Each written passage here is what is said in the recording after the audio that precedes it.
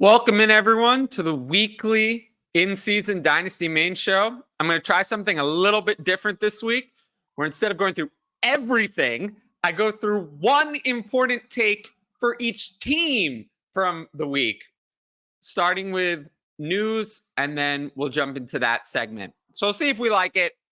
Just looking for stuff to do in this spot next year and coming up with ideas. Of course, if you like what we're doing here, make sure to like, comment, and subscribe. A lot of great interaction on my short videos, Dynasty videos, so I appreciate all of that. And of course, sign up for Patreon. It's at the top right corner. And check out all the content. It's the best way to support the content is by watching the content. So without further ado, let's get into the news. So this first piece, the Broncos benched Russell Wilson. I talked about this in a previous video. You can click on it on the channel. It has a big picture of Russell Wilson on it. So that probably means they'll be moving on from him in the offseason. I talked about it all there. So go watch it. Next thing. Patriots placed Ramondre Stevenson on IR. There's a few of these. It's out for the year. Commanders placed Chris Rodriguez on IR, out for the year. And Hollywood Brown was placed on IR, is also out for the year. You won't see those players anymore this year. Hollywood Brown specifically is a free agent. I don't think that the Cardinals are going to be retaining him. They might be in line to pick Marvin Harrison Jr., and I think that would kind of be a good receiving core. They'd still have Rondale Moore. Marvin Harrison Jr. would be their one. Michael Wilson would be the other outside receiver, and Trey McBride at tight end. So I don't think they need Marquise Brown. So I think he will be elsewhere next year, and that'll be interesting. He'll be one of the best free agents to actually hit the free agent market. Now, a couple things going into this last week. Mason Rudolph will start week 18. Now, that has big impacts on Kenny Pickett. I have dropped Kenny Pickett now down to Dynasty quarterback 24. I used to be fairly confident that Kenny Pickett was going to be the Steelers 2024 starter. I'm no longer so confident in that. I think he probably still will be, because I'm not sure what the replacement is going to be. But if you told me that he wasn't, I wouldn't be stunned. And once rookies come in, Kenny Pickett will probably be like quarterback 28. So definitely not someone I'm interested in. Not that Mason Rudolph is going to be the starter, because he's not next year. But just means that they don't believe in Kenny Pickett. Next, Devonta Smith has a mild ankle sprain, whatever that means. I don't know if he's going to play week 18. I would guess probably not, because the Eagles can't get a bye. So there is a good bit on the line, but not enough to risk Devonta Smith's health when you have a must-win playoff game the next week. So he'll probably miss week 18. Just keep an eye on it. Make sure it's not anything too severe. This one had big impacts in fantasy championships. CMC left week 17 with a calf injury. He's going to miss week 18, but it's an irrelevant game. The 49ers have the first-round bye locked up. So CMC will miss week 18. He'll have a bye, and then I think he'll almost certainly be ready for the divisional round. But just keep an eye on that as well. We don't want any injuries, especially to older running backs, because it's kind of the first injury that CMC has really had in a while. And lastly, this happened actually just before I got started here. The Jets released Dalvin Cook. He didn't play at all this week, literally not at all. I don't think he saw any touches behind Breece Hall and Israel Abanikanda.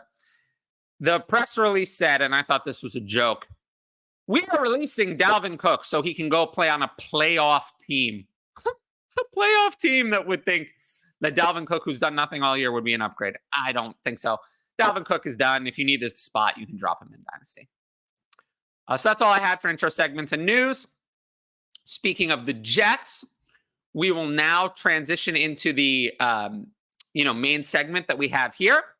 Like I said, I'm going to go through each game, maybe talk about the game a little bit, and then jump into one Dynasty take for each team. And let's get started. First one, Jets versus Browns. The game itself on Thursday night was not super interesting. The Jets, looking to next year. The Browns, Joe Flacco turning back the clock was kind of cool. But, I think we all knew the Browns were going to win, and they did. So let's get into my Dynasty takes for this one. For the Jets, Breece Hall, he looked great. Absolutely great. 13 carries for 84 yards.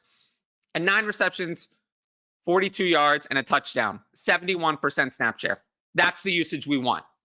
And I said it going into the game that Breece Hall is a must play because he can get there both on the ground and through the air.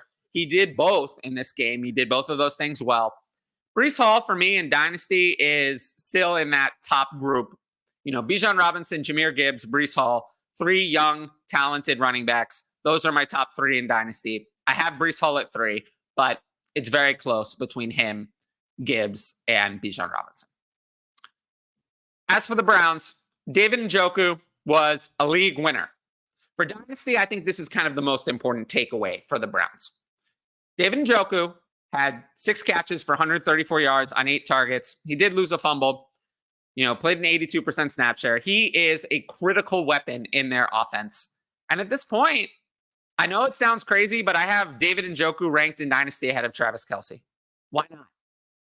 Njoku is 7 years younger. He's outproduced Kelce down the stretch. Kelce might retire.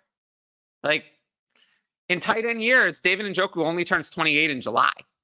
He's got plenty of time.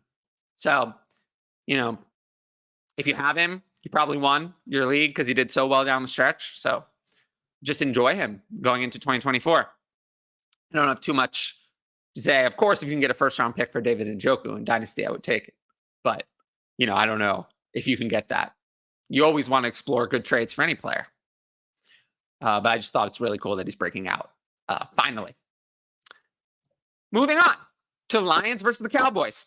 And this one I thought was kind of another a much more interesting game. The Cowboys did manage to pull off a victory. It was a competitive game. It was very exciting Saturday Night Football. So as for Dynasty takeaways, though, there was the ankle injury to Jameson Williams. I haven't heard too much about how severe that is. But the main Dynasty takeaway for the Lions was their backfield split. And it was annoying.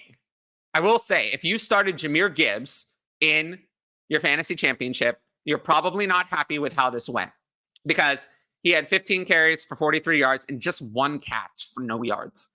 62% snap share, but that 1 catch killed you. Montgomery had the only touchdown and 14 carries for 65 yards. So he had just 1 fewer carry than Gibbs. David Montgomery's not going anywhere next year.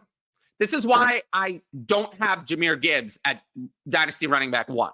I still have Bijan Robinson there because I think that if the Falcons offense is fixed, Bijan Robinson could have that 75, 80% snap share that he's been getting recently that Jahmyr Gibbs is not going to see.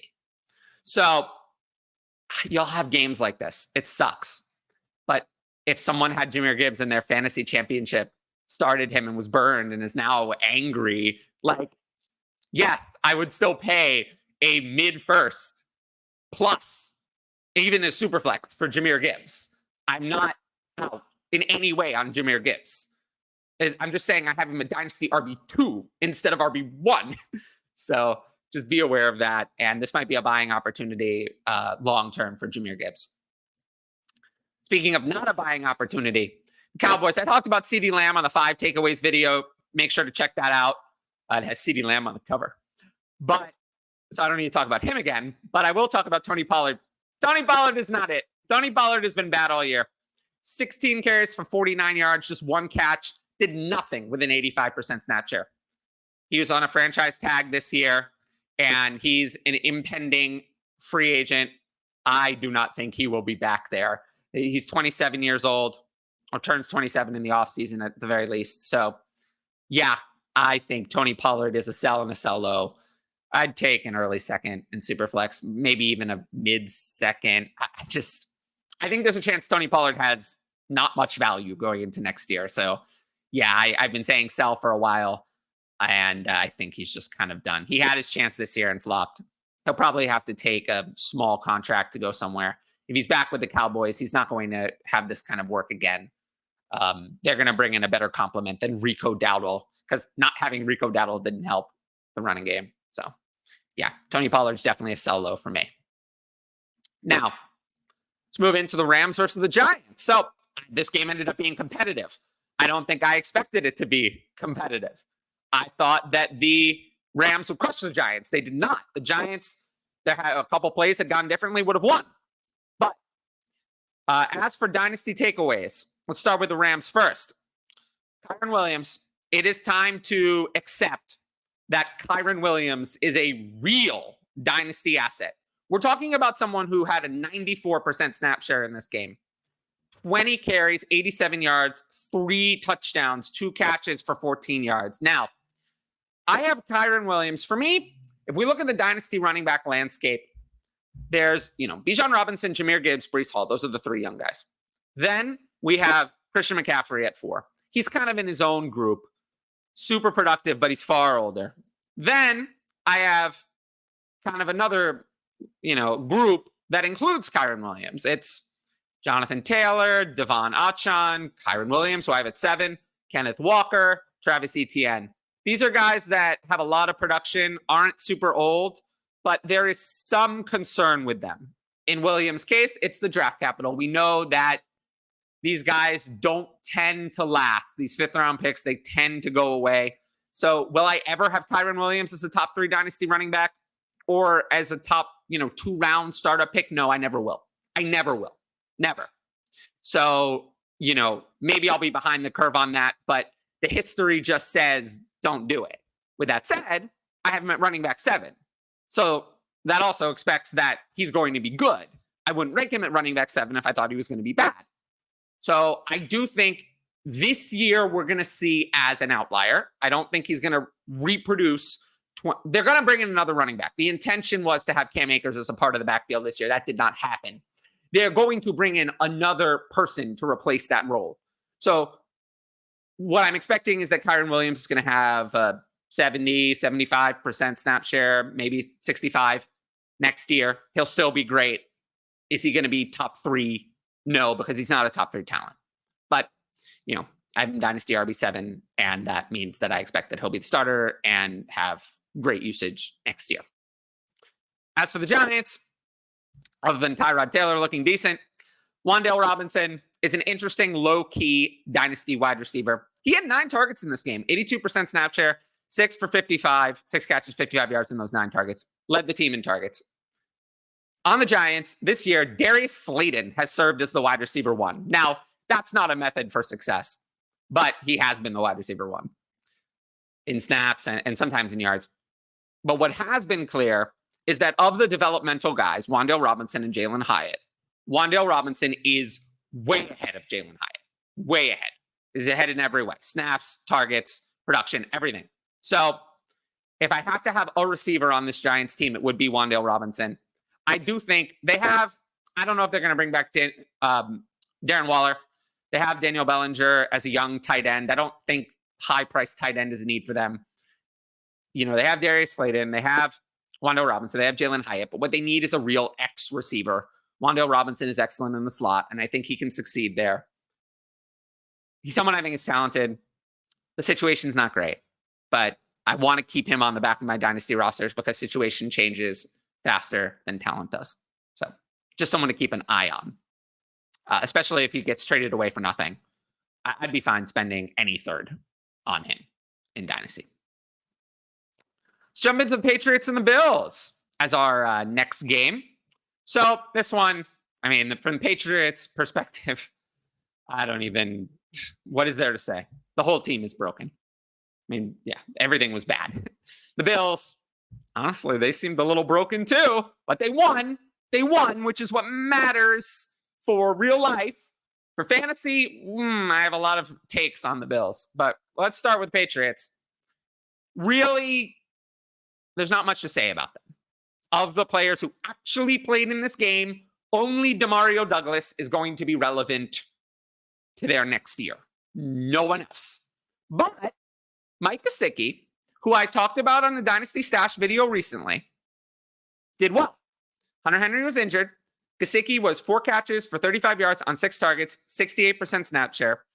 I do think that Mike Gesicki has not forgotten how to play football. Watch the Dynasty Stash video I did on him. And I think he's going to sign with a team, maybe in a better situation, and he might have some streaming tight end value in the future.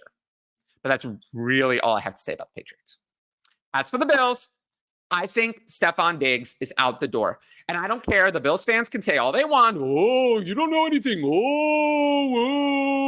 don't know. No, they're wrong. They're wrong.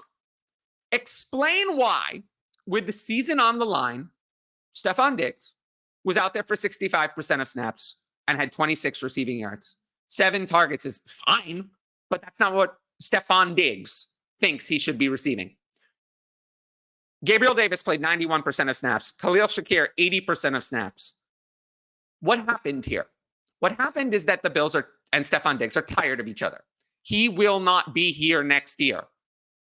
This team is going to undergo some major changes. I don't know what those are going to be. There's going to be quite a few.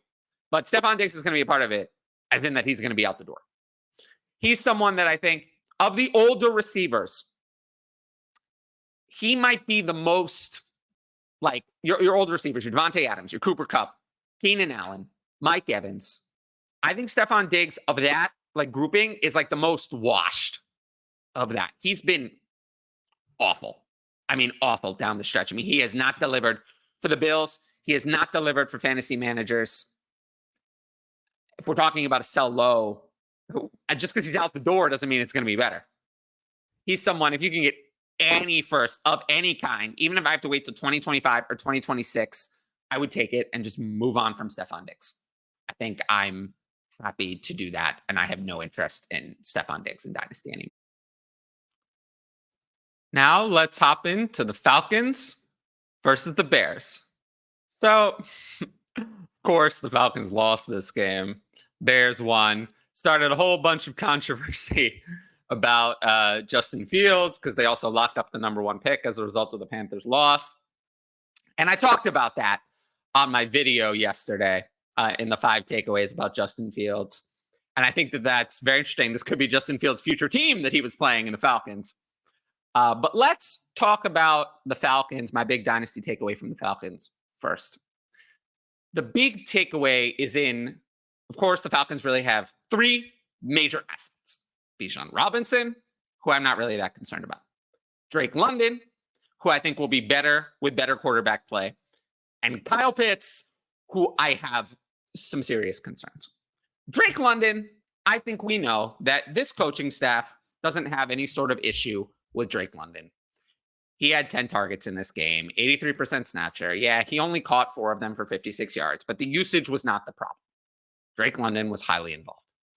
However, Kyle Pitts only had 5 targets. He played 73% of snaps, but it was fewer than Jonnu Smith, who played 78%. He caught 1 of those 5 targets for 5 yards. Kyle Pitts, I am slightly worried that it's more than just the quarterback and that could be the coaching staff as well. If the coaching staff returns, I will have some concerns more so about Kyle Pitts. With Drake London, I think this is just the kind of thing where Drake London is not in the top tier of receiver talent, but he's still good enough to be okay, even in this situation. It cannot be worse next year. It's not possible. It's not going to be worse. I mean, Drake London was productive with Marcus Mariota. So Drake London, I have no concerns. He turns 23 this offseason. No concerns in Dynasty about Drake London. Kyle Pitts, I got to say, I have some concerns. So Kyle Pitts, for me, I've already dropped to Dynasty tight end 5, and he would be 6 if TJ Hawkinson hadn't been hurt.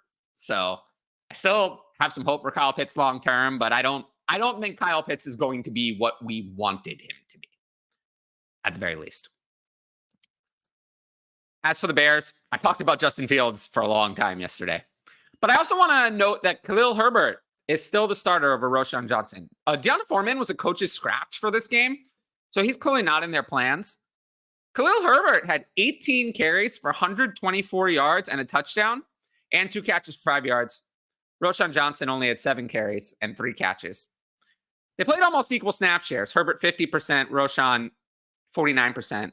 Both players are under contract for next year. I think Khalil Herbert has 1 year left on his rookie deal. I think he was a 2021 draft pick. So yeah, he has 1 year left on a cheap rookie deal. Roschon was a 4th round pick. So I think the main decision is, do they bring in someone else? They could easily bring in someone else. That neither of these guys are good enough to say, well, we don't need anyone. So they could bring in someone else. Between Khalil Herbert and Roschon Johnson, it looks like Khalil Herbert is the starter right now, but I would be a little wary of both of them because they could have their value crushed by someone coming in this offseason. I know it's a weak running back class, but there are still running backs in the class. So just something to keep an eye on. Raiders versus Colts. This game just kind of felt like I barely even paid any attention to it. The Colts won. They were the team that had something to play for. They got the victory. Kind of went mostly as most people thought, outside of a couple things here and there. For the Raiders, Davante Adams is not washed. We talked about Stephon Diggs earlier. Davante Adams, not washed at all. 21 targets, 13 catches, 126 yards, and 2 touchdowns. Davante Adams, in the right situation, like Keenan Allen this year did, can still be a top, I'm not going to say top 5 fantasy wide receiver. You know, he could be top 10, low end of top 10, certainly top 15. So Davante Adams still has value. And I don't think he'll be here, but maybe he'll be here with Kirk Cousins as his quarterback. Kirk Cousins signs with the Raiders. Who knows? Either way, as long as Davante Adams doesn't have Aiden O'Connell as his quarterback, he will still be a top 15 wide receiver next year. As for the more dynasty relevant takeaway, Josh Downs, I have some serious concerns about Josh Downs. Yeah, he had 53 yards in this game, but he only had 2 targets. He caught both of them for those 53 yards, but he only played 62% of snaps. Alec Pierce played 98%. Michael Pittman, 89%. Nothing is going to change next year. They're going to re-sign Michael Pittman to a massive contract. They absolutely have to. And they have the money to with Anthony Richardson on a rookie deal. Alec Pierce was a second-round pick a couple years ago. He's not going anywhere. So this is not going to change. And they're only going to run more with Anthony Richardson, not less. They're going to use 2 tight end sets more. And Alec Pierce does not come off the field. Josh Downs does in 12 personnel. He doesn't get targets consistently enough. He doesn't play snaps consistently enough. And with Anthony Richardson, if Michael Pittman is healthy, Michael Pittman will be the only player you can trust. It sucks because I think Josh Downs is good. So I'm not saying get rid of Josh Downs. I'm just saying you have to value him as though he's a talented player that you aren't going to be able to start under the normal circumstances. As in, when everyone is healthy, when Michael Pittman is healthy, you won't be able to start him. So, but we don't get rid of talented players. So you just have to keep that in mind. And I think people have him ranked up pretty highly for someone that I don't think is going to be usable on a week-to-week basis. Jump into the Cardinals and Eagles. Kyler Murray started the game off weak, but finished it strong. And the Eagles, talked about the Eagles yesterday. They needed to win this game and didn't. It was pretty bad. As for the Cardinals, my main takeaway was Michael Wilson. I talked about Hollywood Brown being out for the year earlier. I think he's gone. They're in a good position to get Marvin Harrison Jr. as their wide receiver 1. But Rondale Moore and Greg Dortch, I mean, these players don't cut it. So they need someone to complement, hopefully, Marvin Harrison Jr. and Trey McBride. And I hope that that's Michael Wilson. He's had a lot of playing time, but had done nothing with it. This week, he had targets, but didn't catch them. This week, 6 targets, 4 catches, 35 yards and a touchdown, 86% snap share. I think that next year you'll see, hopefully, Marvin Harrison Jr., Michael Wilson as the other outside wide receiver playing in 12 personnel, and then Trey McBride is the workhorse tight end. And I hope that Michael Wilson delivers. As for the Eagles, A.J. Brown needs more targets. Just can't have a game where he has 5 targets. I talked about this a lot yesterday, but 5 targets in a must-win game, 4 catches for 53 yards is not good enough. They need to fix that, and they need to fix that right now. That needs to change. But with that said, I talked about the Eagles plenty yesterday. Saints and Buccaneers. I'm kind of surprised the Saints won this game. I felt like all the momentum was on the Buccaneers side. But there were some interesting fantasy takeaways. Alvin Kamara had an ankle injury, so that kind of slowed the Saints offense down. But they were still able to win even with that. And one player really broke out, and that was Juwan Johnson. He had 12 targets, 8 catches for 90 yards and a touchdown. I mean, this was his best game of the year. I feel like he must have been dealing with some sort of injury because he looked really good last year, and this year just kind of hasn't been a thing at all. So he's someone I would keep an eye on in the offseason. I even saw him dropped in some dynasty leagues, as crazy as that is. I'm sure he was picked up as his usage increased recently, but yeah, definitely a player that I like the talent. Of course, though, these types of players, like if you can get any second for him, I would obviously take it. I don't think he's ever going to be worth more than that, but just something to keep an eye on. As for the Buccaneers, Rachaad White is a workhorse, but he was not great, again, on the ground. 11 carries for 42 yards, lost a fumble, and he did have 4 catches for 24 yards, 73% snap share. Rachaad White is someone where I'm concerned because volume can be taken away. Talent lasts, but volume can be taken away, and I'm worried that the volume is going to be taken away. I have him RB10 in Dynasty, but it's in a range. Like my RB10, I have him just behind George Pickens, who's my wide receiver 26, just to give you an idea of how I value the positions. So Rachaad White is someone in Dynasty that I am very concerned because I think they're going to need to bring in another running back to take those in between the carries touches that Rachaad White just doesn't excel in. And if that snap share goes down, that means that he's off the field, which means he has less opportunities to get receptions, which means that he has less fantasy points. So yeah, Rachaad White is definitely a dynasty sell for me. I still don't think Rachaad White is worth a first round pick, to be honest, especially not in Superflex leagues. Now we're going to jump into the 49ers and the Commanders. So 49ers crushed them in this game. Wasn't a super competitive game, but I do think there were some interesting dynasty takeaways from it. So let's start with the 49ers first. Elijah Mitchell looked good in relief of Christian McCaffrey. He had 17 carries for 80 yards and a touchdown. I only bring this up to remind people that if you're going to stash players on the back end of your dynasty roster, make them running backs. And if they're going to be running backs, which they should be, make them running backs that you know are good, as in players that have had previous NFL success or those who had, day 2 draft capital, let's say, or better.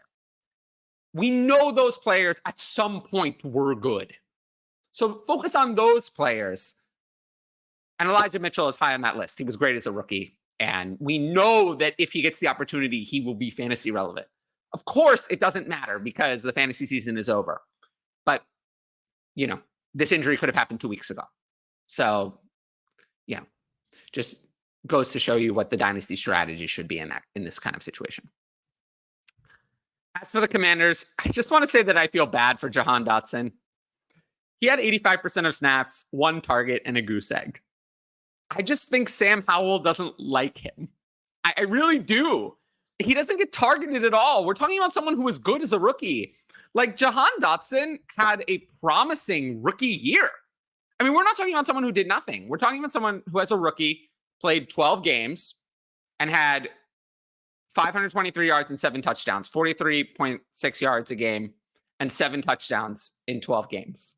That's not a bad player as a rookie. That's someone who comes in and does that as a rookie. I don't know what happened this year. I don't know what happened. Jahan Dotson is a rare player who's done poorly in year 2 that I'm not totally writing off. But, the cost of acquisition, I still think I'd pay mid-second for him, but probably not more than that. Let's jump into the Panthers and the Jaguars. Oh, boy. The Panthers were shut out. They were horrible. Everything was bad. Jaguars won easily, so not much to talk about from the actual game. As for the Panthers, Jonathan Mingo had 98% of snaps. He always has like 95, 98% of snaps. He never does anything. He had 3 targets, 2 catches for 0 yards. I don't know. It's very strange. He's never done anything. This is different from what we just talked about with Jahan Dotson. Jonathan Mingo has never done anything. I'm very concerned. Usually when people show nothing as a rookie, they don't get another chance, especially if they're not a first-round pick. And Jonathan Mingo is not a first-round pick. So, yeah, he looks like a face planner and a bust. I don't think I'd pay any second for Jonathan Mingo. I think he's in the value range of a early, maybe mid-third, but I'm not really even interested in him at that cost. As for the Jaguars, Travis Etienne did really well. 16 carries for 102 yards and 2 touchdowns and 2 catches for 16 yards. But I was more interested to see that Tank Bigsby got involved. 10 carries for 32 yards, 27% snap share. Maybe he took the RB2 job away from Dearness Johnson. I don't think it really matters. But the one thing I want to note is that they did spend a third-round pick on Tank Bigsby. And Travis Etienne is now going to be entering year 4, which means contract time. Travis Etienne is not worth $14 million. He's not. He's worth maybe 8 or 9. And I don't think they're going to pick up his 5th-year option. I don't think they're going to do anything really to sign him. So, unless he takes a team-friendly deal. So, yeah. This could be a situation where Tank Bigsby gains some contingent value, even if you don't have to see it. He gains some value just in perception value. And that's the kind of value we want to chase during the offseason. So just someone to keep on the back of your dynasty rosters. I did see him cut in places. I always said not to do that. We don't cut day 2 running backs during their rookie year. Dolphins and Ravens. Let's see. Well, Dolphins got crushed. Ravens destroyed them. But the Dolphins did have one positive takeaway, which was that Devon Achane finally looked healthy and led the backfield without Raheem Mostert. He had 14 carries for 107 yards, 4 catches for 30 yards, and a touchdown. And that touchdown was really nice in the end zone. Still only played 48% of snaps, but he saw 18 touches on those 48% of snaps. So I'm not really super concerned. So I do like to see this from Devon Achane, whatever you want to call him. It was nice. As for the Ravens, it was very interesting. The receivers had a lot of touchdowns. Zay Flowers had 3 catches for 106 yards and a touchdown on 3 targets. Isaiah Likely, 2 for 42 and 2 touchdowns on 3 targets. Rashad Bateman had 4 catches for 54 and 6 targets. I am a little concerned that the volume is so low. I mean, 21 passing attempts in this game. Lamar had 5 touchdowns, and 321 yards, which was great. But in PPR, I'm just concerned, are we ever going to get 30 passing attempts? Are we ever going to get 40 passing attempts? Never. So what that means is if the passing attempts are low, the margin for error is really slim. Like, you got to make that big play. Like, Zay Flowers has to hit that big play. Otherwise, he's not going to deliver for fantasy. So I am a little concerned that, especially with Mark Andrews coming back, that Zay Flowers might be a little overvalued. Like, if I'm going to pay up for a premium asset, he's not on my list of players that I'm going to overpay for. Although, with that being said, I still have Zay Flowers at Dynasty wide receiver 15. But yeah, I don't want to overpay for him.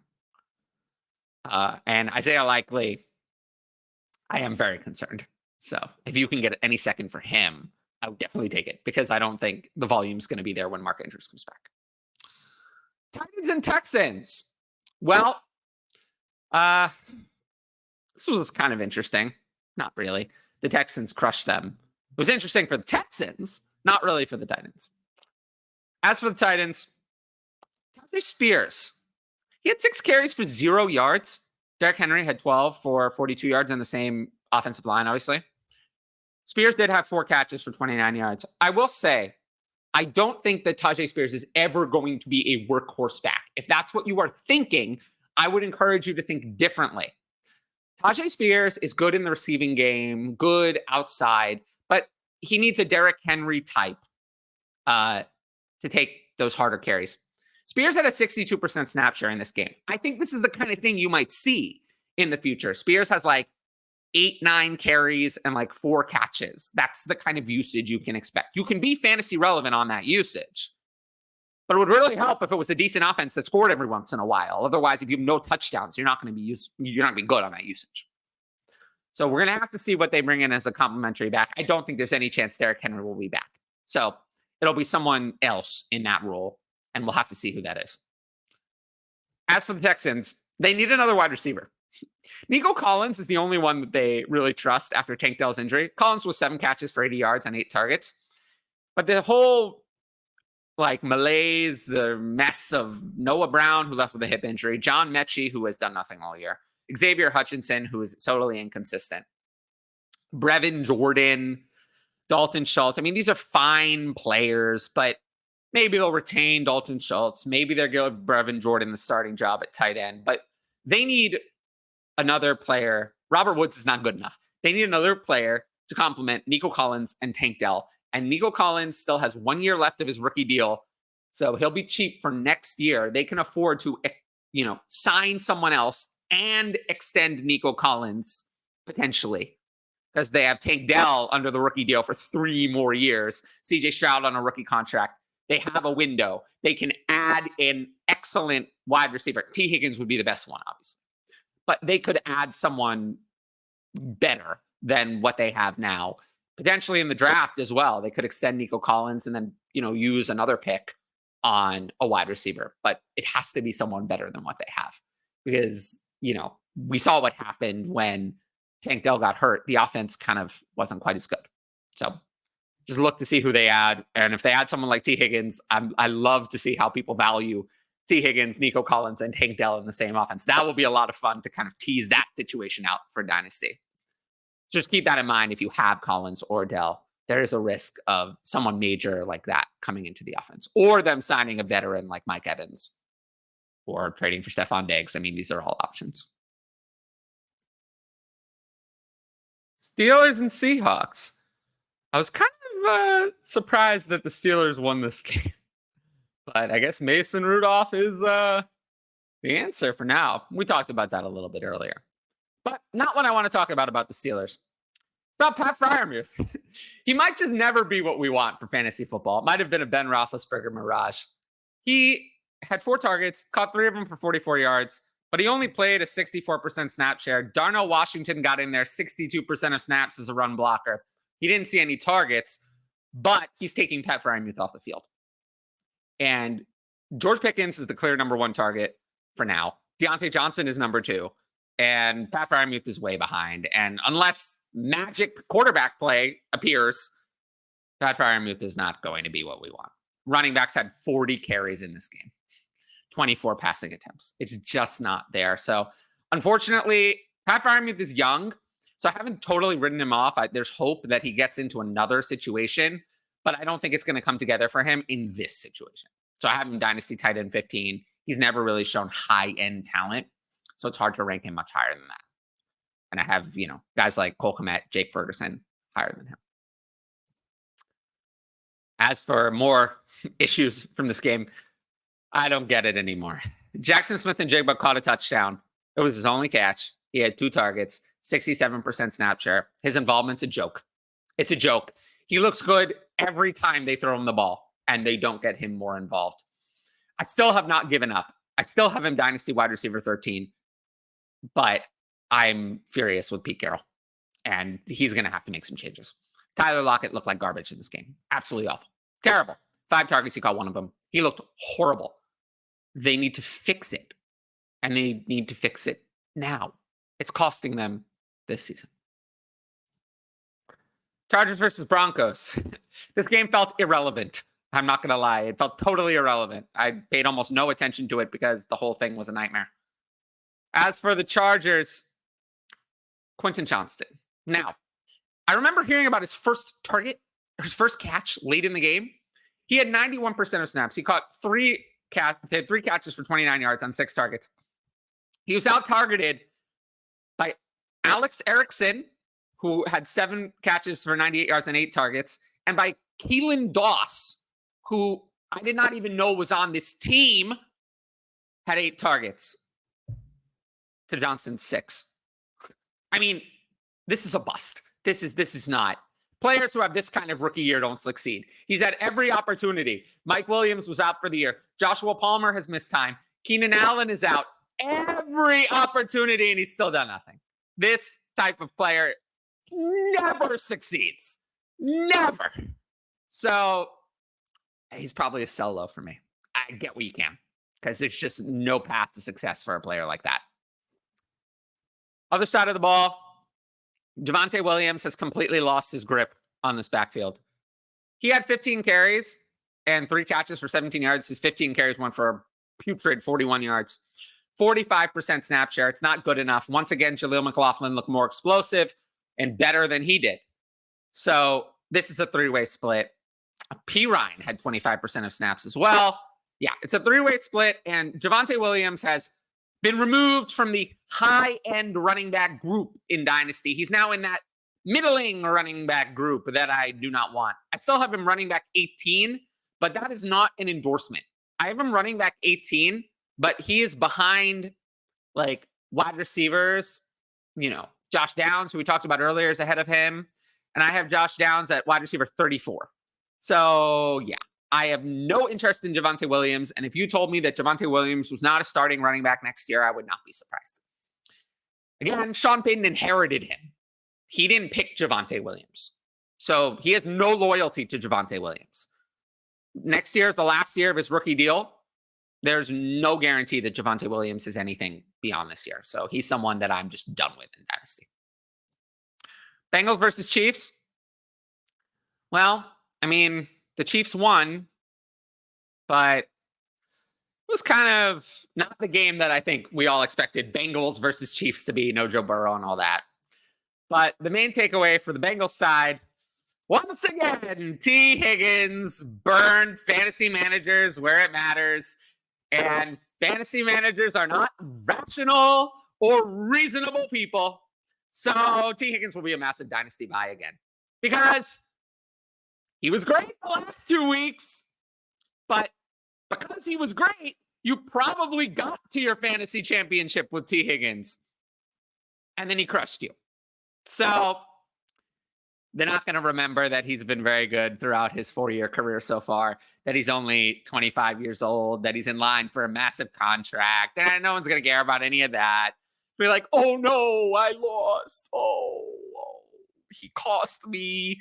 Oh, he caused the issue in the championship last year as if he decided that Damar Hamlin was going to get hurt. Like, that is the type of logic that people use to discredit T. Higgins. He had no control over that. And now, yeah, he got hurt. If this injury happens a different week, no one cares. But because it happens in the championship week, people are not going to react rationally. So whatever his dynasty value is, it's going to be too low. Look, I'm not saying that T. Higgins should be a dynasty wide receiver 1 because I don't have him ranked there. I have him dynasty wide receiver 18. Still a lot higher than his ADP. It's still a lot higher than his value on KTC. And it's still a lot higher than his trade value in the market. So he's going to be a strong buy for me. And look for him to go to Kansas City. I would love that. And as for the Chiefs, we talked about Rashee Rice and Travis Kelce on the 5 takeaways video. But I want to point out Isaiah Pacheco. He's the real deal. He had 18 carries for 130 yards and 7 catches for 35 yards and a touchdown, 93% snap share. They're going to bring in some sort of running back because Jerick McKinnon was a 1-year deal. He's a free agent. Clyde Edwards-Helaire is a free agent. He's not going to be back. They're going to bring in someone to complement Isaiah Pacheco, but they're not looking for a starter. They're looking for a backup. Isaiah Pacheco is the starter. So I prefer him to guys like Javonte Williams, who we talked about earlier. I have Isaiah Pacheco at Dynasty running back 15. He's still in that range where I'm like not sure. It's not really a high-end asset, so I probably won't have too much Isaiah Pacheco. But he's someone that if I have to choose between paying Kyren Williams' acquisition price or Isaiah Pacheco's acquisition price, I'd rather take the receiver I could get instead of Kyren Williams and take Isaiah Pacheco in a range where if I'm wrong, it's not going to kill me. Whereas, Kyren Williams, you're passing up on stud receivers to take Kyren Williams. So we'll see where Pacheco's ADP settles out. But right now, I'm fine with his cost. Last game, Packers versus Vikings. Packers played well. The Vikings did not. Packers look great. We'll have to see if they can have more of this. Jordan Love looked pretty good in this game. 3 touchdowns and a rushing touchdown. As for the Packers, my main takeaway. Jaden Reed, if only he had finished the game. Jaden Reed had 6 catches, 89 yards, and 2 touchdowns on 8 targets on a 31% snap share, left early with a chest injury. So he didn't even play a third of the game, and he had 89 yards and 2 touchdowns. Jayden Reed is a real dynasty asset. I have Jayden Reed at dynasty wide receiver 28, and it feels too low. Like, I feel like I should have Jayden Reed higher. The only thing I'm concerned about is that the quarterback play, while it's decent, is not top tier, and that the Packers spread the ball around. They get Tucker Kraft involved. When Luke Musgrave gets involved, back he'll get involved. They get Christian Watson involved when he's healthy. Romeo Doubs, Dontavian Wicks. There's just a lot of players there. And I don't know that Jayden Reed, when he was excelling in this game, Wicks, Watson, and Musgrave were all out. Would Jayden Reed get the same higher end target share with everyone in? I don't know that. But what I do know is that Jayden Reed is the best receiving weapon on the Packers by far. And it is not even close. He is the number one target. He is the one that you want, not Christian Watson. Jayden Reed, if you're going to pick one asset on the Packers, is the one that you want to look at. Lastly, let's get to some, unfortunately, we're going to end on a negative note. Jordan Addison managers better hope that the Vikings retain Kirk Cousins, because you saw in this game what it's going to look like if they don't. Justin Jefferson's not going anywhere. They still have the 5th-year option. They're going to get a contract extension with him. There's no Justin Jefferson not going anywhere. TJ Hawkinson, while he's hurt now, is under a long-term contract he's pretty much locked up through 2025. He's not going anywhere. He will be healthy probably by week 5 or 6. He's not going anywhere. So if you want Jordan Addison to succeed, where he had 5 targets this game and went 3 for 28, you better hope that the Vikings have a good quarterback, because if they don't, Justin Jefferson will always eat. He had 10 targets, 5 for 59. He wasn't nothing special, but Justin Jefferson will always get the volume. Jordan Addison will not. So they need a real quarterback. If they have a nobody or just a meh quarterback, some random free agent or whatever that's not Kirk Cousins, Jordan Addison is not going to be fantasy viable on a week-to-week basis. Not competing with Jefferson and TJ Hawkinson in a low passing volume or low effectiveness offense. So like I said, you really better hope that Kirk Cousins comes back, because the alternatives are really not good. They don't have a high enough draft pick to get a good rookie. And the free agent market outside of Kirk Cousins is weak. Unless it's Jameis Winston. That would be nice. Jameis Winston would, I think we would love it then. But other than Jameis Winston, there's not much else out there. Anyway, I want to thank you for watching this video. Let me know what you think about this format. I think this is the format I'm going to go with my weekly main show in season in the future. Focus on Dynasty. Give one take for each team. I think that's going to be what I go with. If you liked it, make sure to like the video. Leave a comment with what you thought about the video. Subscribe to the channel so you see all my videos. And hit the notifications bell so you can be notified when my future videos come out. I'm going to have lots of Dynasty fantasy football content throughout the offseason. And of course, if you want the most content, the best way to do that is to sign up for the Patreon, which is in the top right corner, or at patreon.com/fantasyadvice. But until next time, I want to thank you all for watching, and I will see you all later. Peace out.